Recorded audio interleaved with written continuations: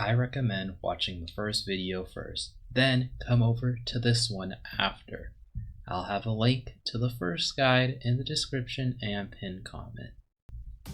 Phighting Phorensics is a series that I am doing which is going to tell you the basics of each character and how to play said character, while also giving some good general tips. At the end of the day, this game is meant to be fun. Play how you want to play. And if you have any tips of your own, leave a comment down below to share with others. This revamped guide will be focusing on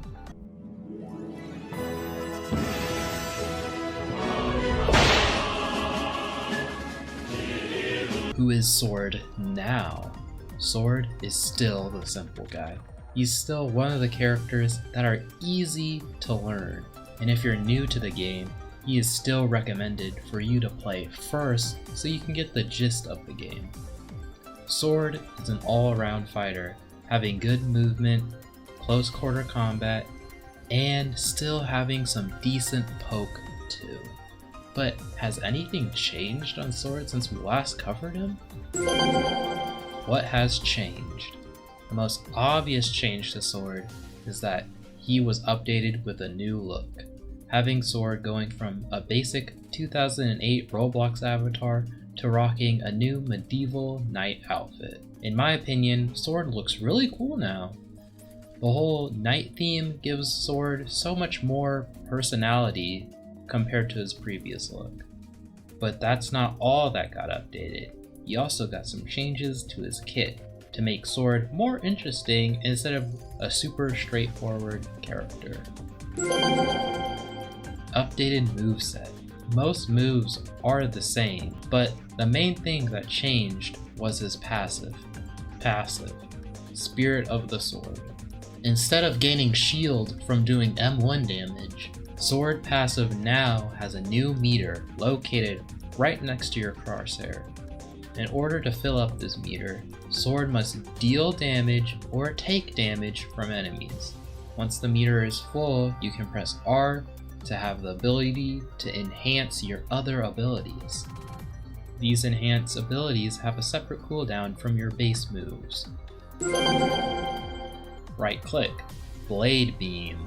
The base version is the same projectile, but the enhanced version turns the projectile into a boomerang, being able to pierce through enemies not once, but twice, dealing a huge amount of damage if the projectile hits the enemy twice.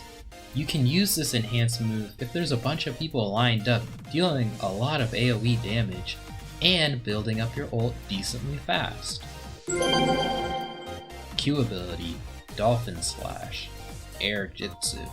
The Q ability is the same simple uppercut move, but the enhanced version makes you do Air Jitsu, pulling in enemies around you and all uppercutting them.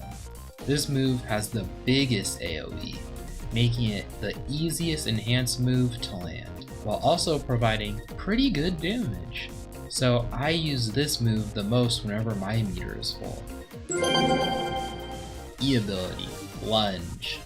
Rip the Maniac playstyle. This is probably the most disappointing change to Sword's revamp.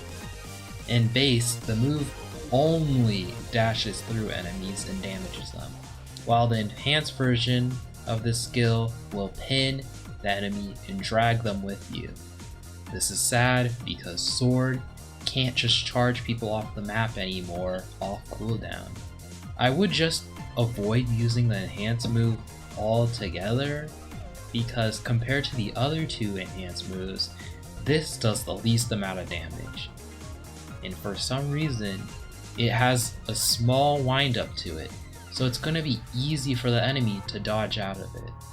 Only time you could use this is for the memes, and charge people off the map or into hazardous areas. I don't remember if this is new or not, but the base version of the skill can be cancelled with any move. The enhanced version might be mid, but at least the base version did get better. Ultimate. All Might Axle Armed. The ultimate is still the same, but after you use the ult, it instantly fills up your meter, so it's best to use this ult when your meter is empty so you can have a free meter for extra DPS. Revamped Sword is going to play and feel almost the same as his old version, but now he's slightly squishier without his old passive.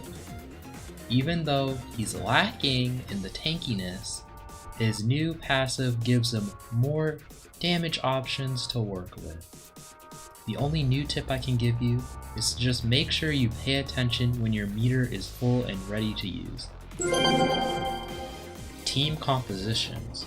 The first sword guide didn't have any team comps in it, so I'll quickly go over this. Sword can work with everybody, whether that be you have a medkit to pocket you or help your team get kills.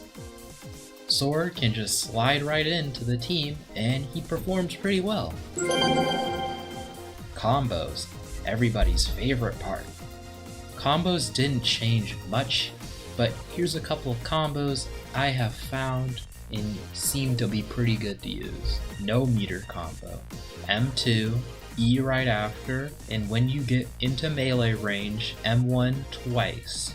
Q to uppercut, wait a bit while you're falling, then M1, because if you don't wait, sometimes it will miss.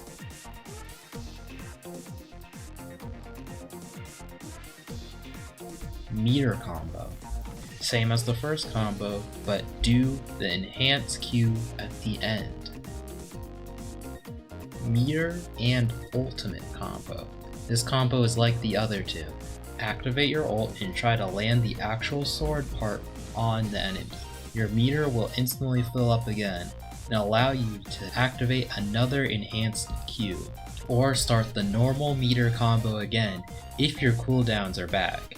But this is if they're still alive at this point.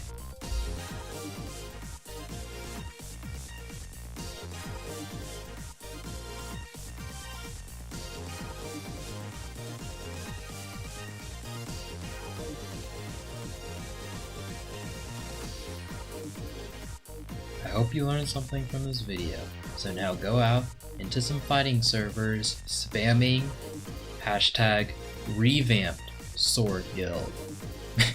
Sky name on the truck. Oh no. I went through the ground with that when you saw me.